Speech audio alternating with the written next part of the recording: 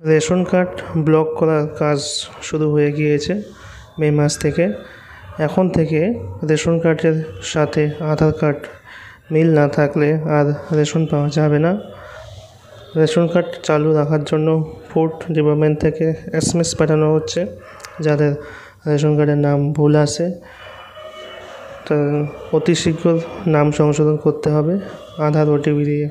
তো কীভাবে করবে নাম সংশোধন, এই বিষয় নিয়ে অলরেডি এই চ্যানেলে ভিডিও দেওয়া আছে, দেখে নিতে পারবেন। অথচ ডেসক্রিপশন বক্সের মধ্যে লিঙ্ক দেওয়া হবে, সেখানে ক্লিক করে আপনারা ভিডিওটি দেখে নিতে পারবেন।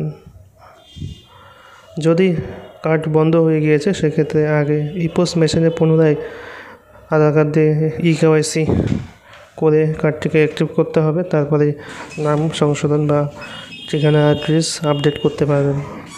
বর্তমান ফ্যামিলির রেশন কার্ডগুলি আধার EKYC এবং মোবাইল লিঙ্ক থাকতে হবে, এর সাথে নাম সঠিক থাকতে হবে, তবে ফ্রি রেশন পাওয়া যাবে।